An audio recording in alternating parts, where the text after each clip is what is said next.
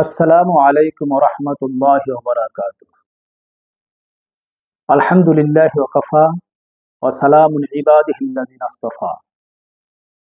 দূরের ও কাছের সুপ্রিয় দর্শক ও শ্রোতা, আমাদের নবী হযরত মুহাম্মদ সাল্লাল্লাহু আলাইহি ওয়াসাল্লাম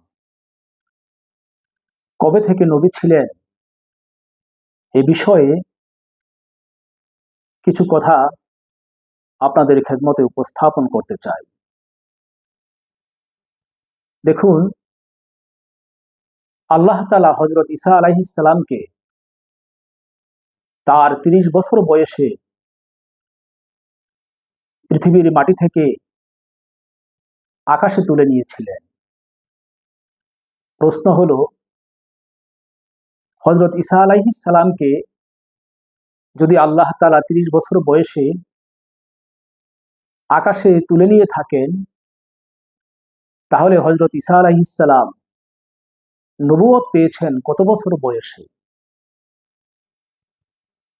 তার বয়স তো দুনিয়ার বুকে ৪০ বছর হয়নি।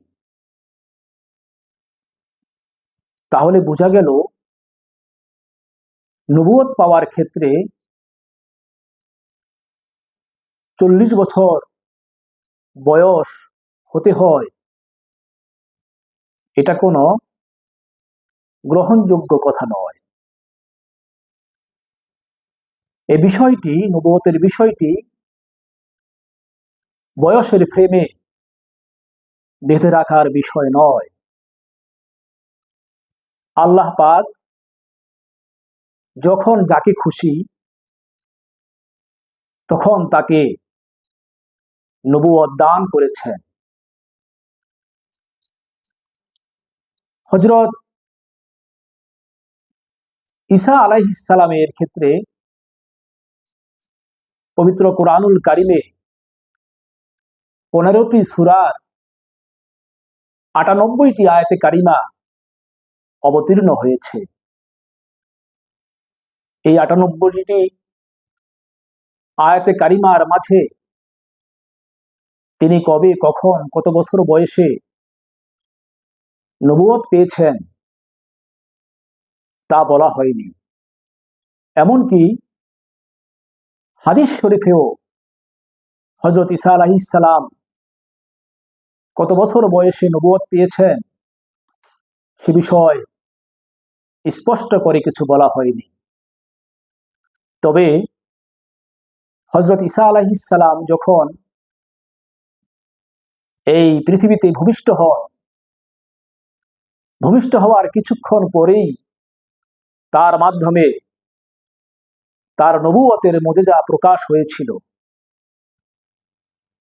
এতে বোঝা যায় যে হযরত ঈসা আলাইহিস সালাম জন্ম থেকেই নবুয়ত প্রাপ্ত হয়েছিলেন, জন্ম থেকেই হযরত ঈসা আলাইহিস সালাম নবী। আমাদের নবী হযরত মুহাম্মদ সাল্লাল্লাহু আলাইহি ওয়াসাল্লাম তিনি তো ঈসা আলাইহিস সালামেরও নবী,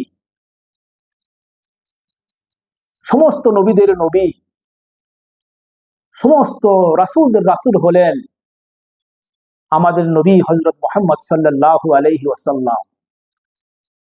তিনি বেনজির, বেমিসাল, ইউনিক, আনপ্যারালাল, অতুলনীয়, অনন্য, অসাধারণ।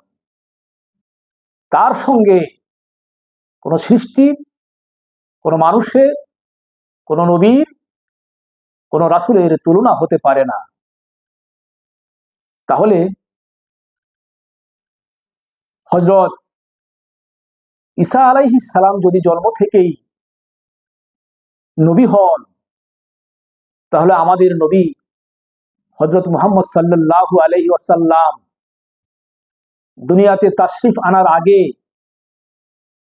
তার হাজারো লক্ষ কোটি কোটি বছর আগে যে নবী ছিলেন, একথা সম্পূর্ণ যৌক্তিক এবং দলিল ভিত্তিক। তিরমিজি শরীফের কিতাবুল মানাকিবে 3609 নম্বর হাদিসটি নবীজির নবুয়ত প্রাপ্তি সম্পর্কে উল্লেখ করা হয়েছে। হাদিসটি এভাবে উল্লেখ করা হয়েছে, আনা আবি হুরাইরা রাদিয়াল্লাহু আনহু قال قالوا يا رسول الله متى وجبت لك النبوة قال وآدم بين الروح والجسد। হযরত আবু হুরাইরা রাদিয়াল্লাহু আনহু থেকে বর্ণিত, তিনি বলেন, সাহাবায়ে কেরাম জিজ্ঞাসা করলেন, ইয়া রাসূলুল্লাহ, আপনার জন্য নবুয়ত কবে নির্ধারিত হয়েছে? আল্লাহর রাসূল উত্তরে বললেন, যখন হযরত আদম আলাইহিস সালাম রূহ এবং শরীরের মাঝে ছিলেন, তখন থেকে আমার জন্য নবুয়ত নির্ধারণ করা হয়েছে।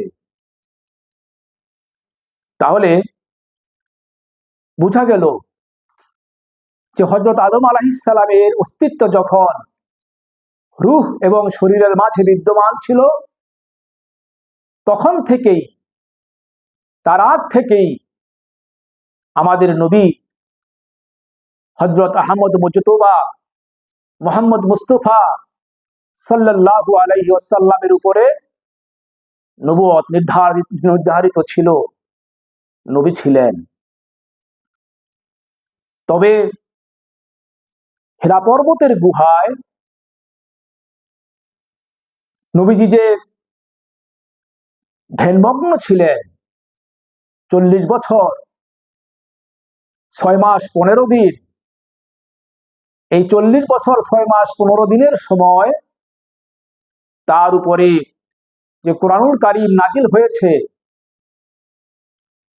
এটি মাত্র নবুয়তের প্রকাশ ছিল। কোরআন নাজিলের সূচনা হয়েছিল এই 40 বছর 6 মাস 15 দিনের সময়। মূলত এর কোটি কোটি বছর আগেই, নবীজি দুনিয়াতে তাশরিফ আনার আগেই, আদম আলাইহিস সালাম যখন তার অস্তিত্ব রূহ এবং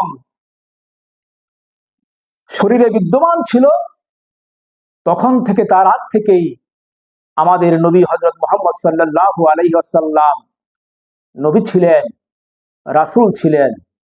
আল্লাহ পাক আমাদের প্রতিটি মুসলিমকে আমাদের নবীজি সাল্লাল্লাহু আলাইহি ওয়াসাল্লামের নবুয়ত সম্পর্কে, নবুয়তের প্রাপ্তি সম্পর্কে সঠিক বুঝ, সঠিক সমাজ দান করুন। আমিন। আসসালামু আলাইকুম ওয়া রাহমাতুল্লাহি ওয়া বারাকাতুহু।